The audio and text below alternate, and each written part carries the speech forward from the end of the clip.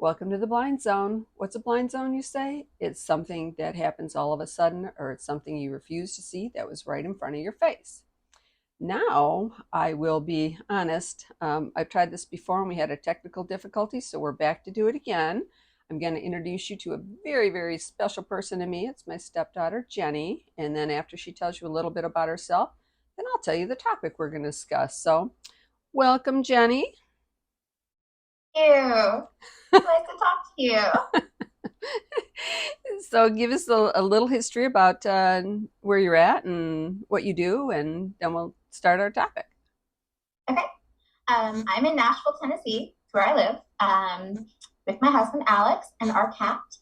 I work at a bookstore here, the best bookstore in Nashville, Tennessee, independent bookstore. So I love to read, obviously.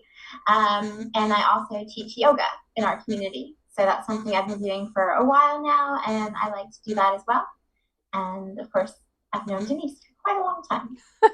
28 years to be exact. Wow. I know. And, and I use the word stepdaughter, and I hate that term because I just, to be honest, whenever I refer to you, it's just my daughter or my kids. So I've claimed you as my own. But you didn't really need me as a mom. You had a fabulous mom to do all that. But here I am anyway, just butting my nose in. So it's fine. Anyway, what we are going to talk about today is your adventure with yoga, because for as long as I've known you, you've done yoga. Um, so how did that all start? What started you with the yoga adventure? I think in college it was offered as like a physical education credit, and I was like, that sounds cool to me. I've always been bendy, I did gymnastics as a kid, so I was like, I can do yoga. So I took it and I really liked it. I really enjoyed it then. And then I just kind of practiced on my own for years and years. There were a lot of videotapes and DVDs in those days, and then of course like online yoga. But I've taken classes and I loved it. And then at one point, I had been volunteering for a yoga nonprofit here in Nashville. Um, and so, we provide yoga in different areas, different people.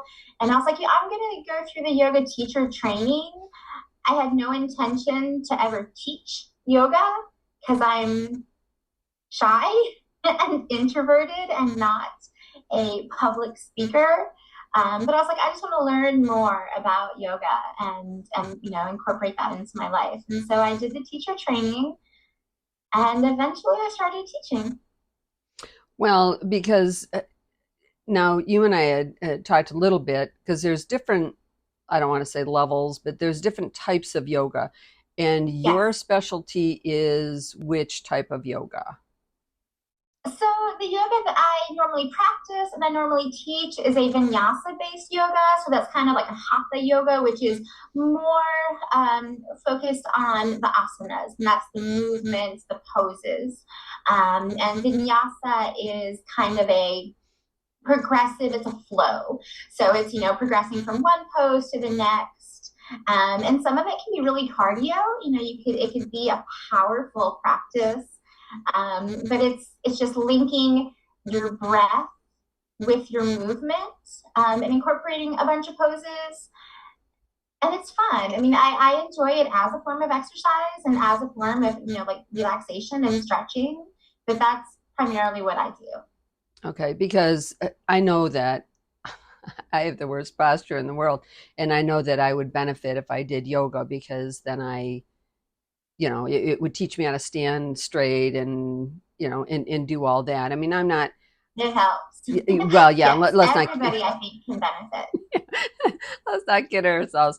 We both know that one year you bought me weights for Christmas, and I found them the Ah. other day.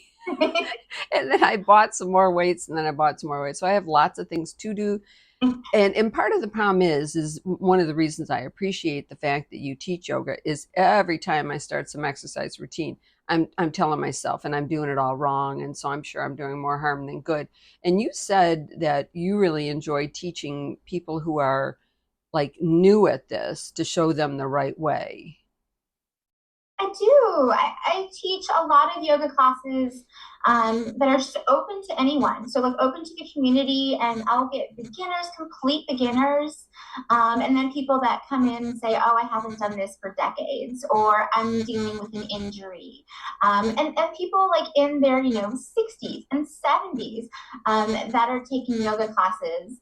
So I think that it's just a really great thing that can progress with you, regardless of your age, your practice level, your fitness level, or what you perceive your fitness level to be.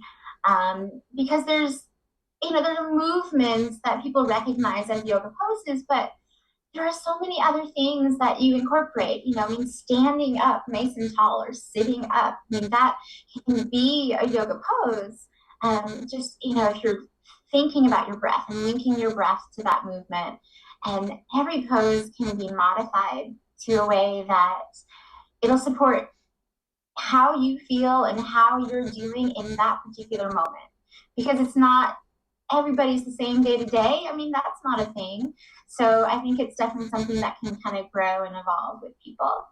Well, and I know that if you know at some point there's going to be a tipping point where I'm not going to be able to come back from the years of pretending that I'm exercising. I say all the time, I have a trampoline and I love using it. Now, if I had to be honest, I don't think the 7 minutes I spend on the trampoline is going to be, that it's better than nothing. But and I Right. think that I should start to do some form of this just for balance alone. Because as you get older, the worst thing that can happen to an older person is they fall because they don't have balance or they can't get up out of a Yes. chair. And so I'm sure that this helps stabilize the core and helps you strengthen your back muscles and again the balance is really significant as you get older. So Absolutely. yeah. Yeah. And that was one thing. I mean, having practiced it myself for a long time, when both my dad and my mom were sick, and my mom was a terrible fall risk, Hmm. and Hmm. I would see them, like if they were to fall or to like be in a lower position and they couldn't get back up, and that to me was just really something that I wanted to kind of help people through, or just kind of a driving factor for me to kind of empower people. People that think, oh, I'm too old, oh, I'm too stiff to do anything yoga related. But I mean, it really just the littlest thing that you can do, standing up straight and just thinking about your core and thinking about how the muscles are connected and everything is supporting you in whatever position you're in, I think is definitely something that you can come back to and can support you into, your 80s and your 90s, and just kind of, developing this breath pattern to help with things like anxiety and stress. Um, but yeah, I think that yoga is something that anybody can take up at any age, at any stage, and can be such a benefit. Well, because again, I had a class when I was at Western, and it was on, I forgot the name of the class, senior something or other. And they said that most falls happen when people don't feel well or they're tired and they have throw rugs around it. And I mean, and so if you don't start early enough, then when you're much more inclined to fall if you're not as aware of how well you're balanced. And so then I started practicing just getting up and down off the couch 10 times in a row, like every time I came in the room. And again, I did that for a while, but, I seem to have an attention span of a gnat. So I should get back to that because this is all really, really important stuff. Because if you can Yeah, start now, doesn't mean that you have to go full tilt, but everything you do that helps you move in the right direction, I think is really, really helpful. So how absolutely. many? And it keeps your entire body young. I mean, there's a connection between balance, just standing on one foot. And even if your hand is pressed against a wall to stabilize yourself, just connecting that balance like within your system, you're helping to keep your brain young as well. So you're helping to keep like these memory neurons working. And it's like this whole neuroplasticity thing. And so people, as you age and as you succumb to some illnesses and such, I mean, you can really try to bring that strength and that connection back to your body by just drawing focus and believing in yourself too. So Well, I think that that's a great hmm thing to start doing. well, and the muscle memory is a really I was reading a study and they were talking about how in an emergency people don't react because they have no muscle memory for it. And if you start to do yoga, and even if you slack a little bit, once you start again, that muscle memory will kick back in. And then it's not like starting exactly where you left off, but at least you have a foundation for Right. how to build on that. Because it is scary when you get older and you think, oh, I just can't do this. And so how many classes are you teaching currently? I taught 4 yesterday, which isn't normal. I usually teach 3 on a Wednesday and 3 on a Saturday, so 6 a week. I had been teaching more, but just I also work, so I'm trying to keep a little balance in my life. But 6 classes a week, and it's great. And like 4 of the classes are in a studio situation. They're heated, and they're more kind of not even oriented, but more kind of filled with people who are just regular practitioners. But then Mm-hmm. a couple of classes that I teach a week are beginner and gentle, and offerings like at the YMCA, and then I teach in the community through Small World Yoga. Like I taught at a library yesterday and a church yesterday, and those are free and people can come, and it's just a really great experience. Well, because I really, I really appreciate that because then you've done on your own. I know that you had done hot yoga and goat yoga, which, Yep. Yeah. Yeah. There's all kinds of yoga. well, because I had another woman and she was telling me about the spiritual side of it. And, and I guess that's where it started over in India. And, they were doing that for different reasons. But I think just the fact that this can really build up your core and have you strengthen yourself and is and again the people that come to your class, especially the free ones, I mean that is such a good thing for your city to offer, as a Mhm. as something, because I don't know if they have that here because again I bother checking into it, but I think that that's really good. And so what happens now for you with this? Where else do you take this? Because you can't, you can obviously build in more classes, but what else do you Yeah. see this, going into? I mean, honestly, I don't really know. Like I could, kind of expand on what I'm doing and, teach private classes to people. I'm going to next month, actually in August, be teaching at it's not a festival, but it's an event. So I'm going to be teaching at an event, like in a big outdoor event, through Small World Yoga, and they've asked 2 of their teachers to co-teach this event. And so, like, hundreds of people might show up, and I've never done that before. There's going to be a jumbotron that I'll be teaching on, so that'll be really exciting and terrifying. But I was just gonna kind say, of yeah. that's another step in Yeah. my yoga practice.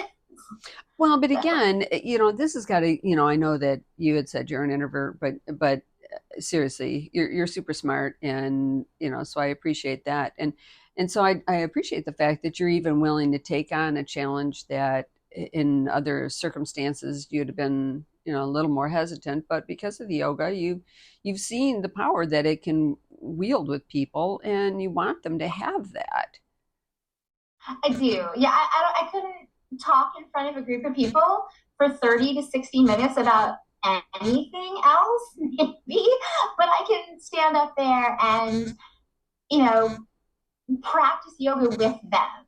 And a lot, I do tend to model poses as I'm, teaching and, kind of show people, what it is we're doing, as I'm watching them and as I'm, I'm trying to keep that instructor stance as well. But I think it's great to, just let people know that everything they're doing is okay and just be encouraging, throughout those sessions. So that'll be really interesting talking to 100 people at once. So, when did you get your certification? What year?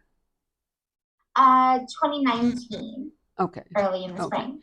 But again, you had been doing this for at least 15 years prior to that, and it Yeah, just, yeah, maybe 20 years yeah, I say a long, prior to long time that. that, yeah, you had done this, and then you just funneled it into something where you could be certified and then teach it. Because I also know you went away for that weekend at the yurt where unfortunately it rained and the weather wasn't good, but you said you still had a good experience because Yeah. it was just, and I think that's part of it too, meeting new people and interacting with them and seeing how yoga has changed them, because I would have to believe that there's a camaraderie with people who do yoga because you all have you're similarly like-minded to wanting to get and stay healthy.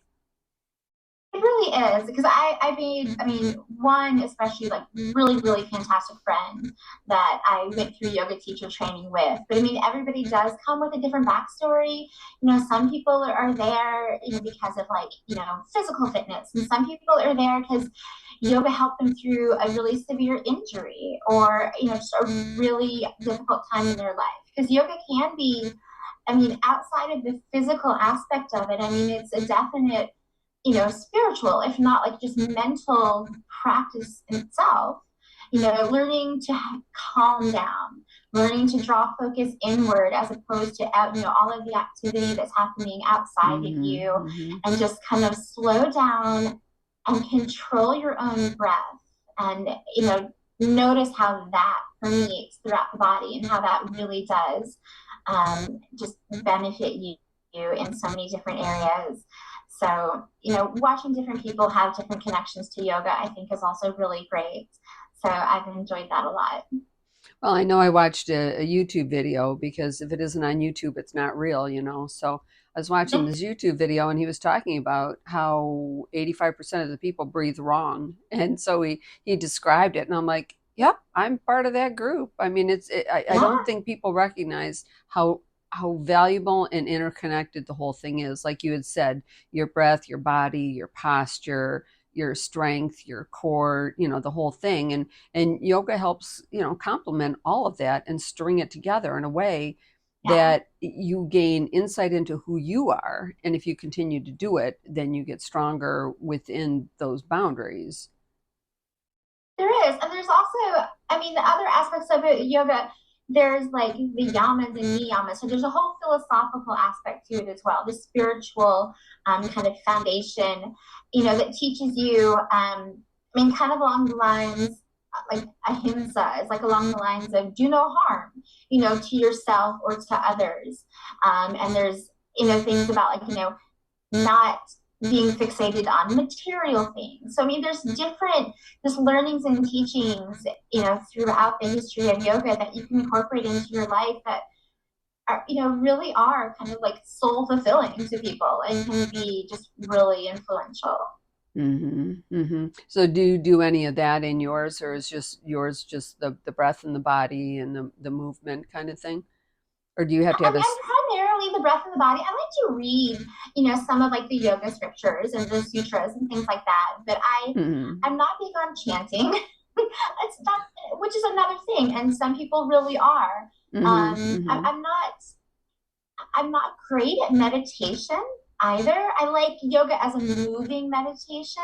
Okay. I can be quiet in that period, but just sitting and being quiet, that's difficult for me. But again, if it's the kind of thing that you focus on, you could absolutely become better at if that's what you want to do. And that can certainly benefit you as well. So there's a lot of different things that people can take away from it. Okay, so give me an example of how we can learn how to breathe better without going through like a yoga thing. But so what is one way that even now we could start to just learn to breathe better?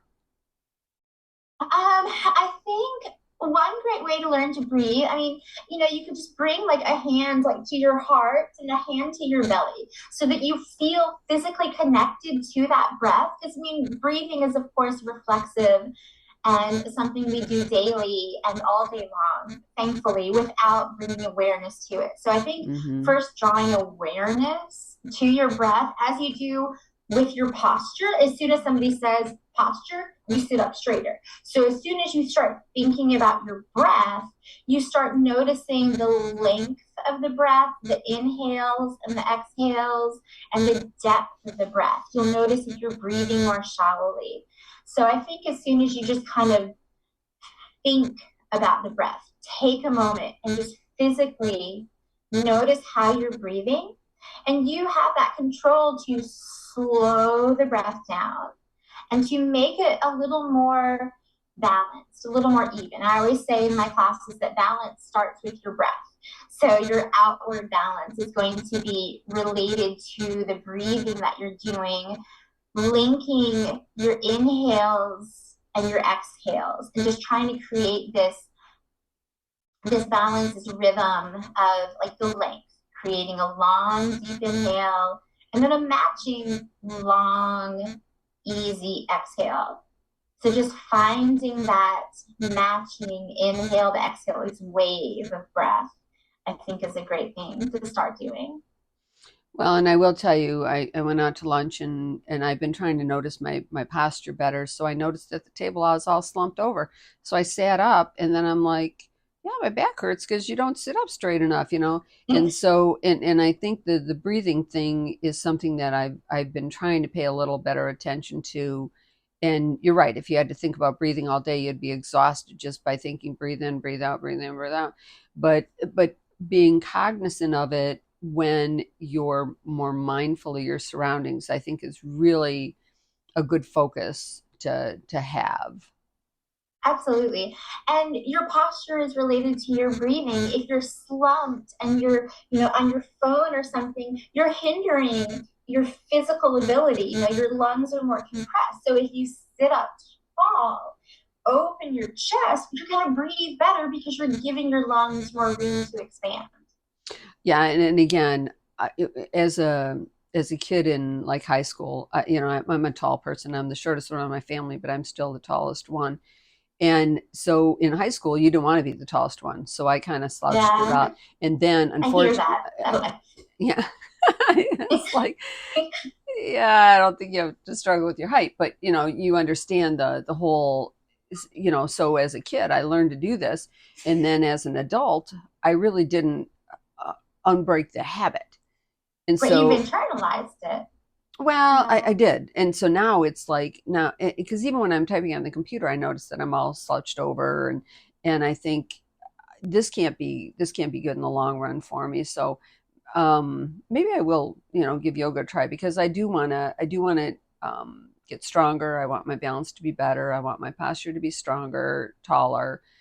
Because again, I'm not competing with anybody in high school now, and to be tall is okay. So I got to get over that. I mean, high school was, 50 years ago. So the things we still And I think carry. it's a great thing too to just kind of make people a little more grateful or just, kind of like impress this gratitude upon them that your body does so much for you. And, becoming better at breathing and sitting and standing and moving, you're allowing your body to do the things that it's really meant to do. And so if you sit up tall with this confidence and this pride, I mean, your posture already improves. So just giving people that sense of confidence that they can do things and, they can just kind of better themselves in whatever way they feel they need to, I think is a great inspiration to get people, doing Hmm. yoga and enjoying it and just seeing where that leads them. Yeah, that's a really good point. So when you're teaching these three classes and yesterday the four classes, do you go through all that with them, or are you just like the person who's the statue showing them, or do you do all those? Because that I would think you'd be really tired at the end of the day. I practice a lot of it.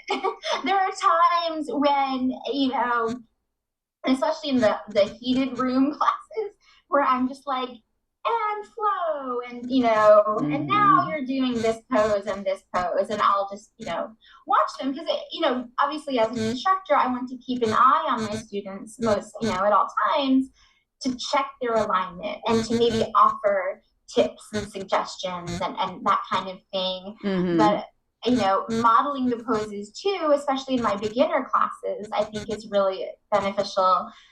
Just providing that little bit of visual assistance. Some people that may not know where I'm going with things, to show them kind of along the way. But yeah, I do. I move throughout all of those classes. So yeah. Wow. Wow. And so what kind of feedback do you get from the especially the new people? Do they say, what kind of things do they come back with after the first couple sessions? I've heard such amazing feedback from people, especially if they like, mention to me that like their hip was hurting or their knee or something. And if I can offer them any specific, movement or practicing, pose that they can do and, they may return saying that really worked. Or I get a lot of people telling me I have a really soothing voice, which is sweet and nice. And, like I just, like I'm not there as a boot camp instructor. I'm not there to yell at anybody. I'm there to like help them enjoy yoga and to move in a way that they feel amazing Hmm. in. Hmm. So, Hmm. it's really good to get positive feedback. And most of the people, I've got a lot of regulars in my classes. And so most people are just amazingly positive, which is a great feeling. Oh yeah, yeah. There's nothing better than that because for one, because everybody needs to know people people don't mind correction. They don't like criticism. And if somebody's telling Oh, you yeah. something and if you didn't know you needed to do something else and somebody told you, then you'd be happy to fix it if it was fixable, but Especially if it's something that could be injurious. I mean, I don't want anybody to injure themselves, thinking, oh, I have to look at the ceiling. I mhm. want people to move safely as well. Mhm. Mhm. Well, and again, I think there's probably some competition from within to do what other people are around you are doing, and so I'm sure you really try to stop that too. It's like don't just be your own best you and don't be the comparison person, to the person Right. next to you. That's why we have props. We have blocks and pillows and straps and walls and, different things to help get you where you want to go. Hmm. Hmm. Yeah, because I'm sure. I mean, I bought the Billy Boot Camp video, Billy Blank's Boot Camp. And I have to tell you, I sat there and watched it and thought, boy, that's exhausting. And I got rid of the video. But this sounds like it's much more people centric as far as working on everybody's individual stuff, which is one of the biggest, I think, pluses to this whole thing. So, Absolutely. so is there anything you want to add before we wrap this up? Because this has been fabulous. Because again, I know that I need to be doing more, and this sounds like exactly what I need to be doing. So maybe I should look into that around here because I'm sure they have it here too. But anything else you want to add before we conclude for today? I mean, I'm just grateful to, be able to like do something I love doing and, offer that to other people and, bring something that really is going to be beneficial for decades and years, to come, just to hopefully help people feel better in their bodies and their minds. So, yeah. Yep, yep. Because again, there is a tipping point, and you never know when you're going to cross that line and not be able to do more than you could have had you started a little earlier. Yeah. So We just get the one body. So let it be good. what I'm not going to be bionic and they're not going to give me parts to Cryogenics, I don't know, but a totally different topic. That's right. That is not today's topic on yoga. Anyway, thank you, Jenny, for this. This has been fabulous, and I'm glad we did it the right way this time. And so it's been great fun. And again, thank you for joining me today on the Blind Zone. And I'm not going to tell you who's coming next week because again, I have no idea. So we'll see you next week on the Blind Zone.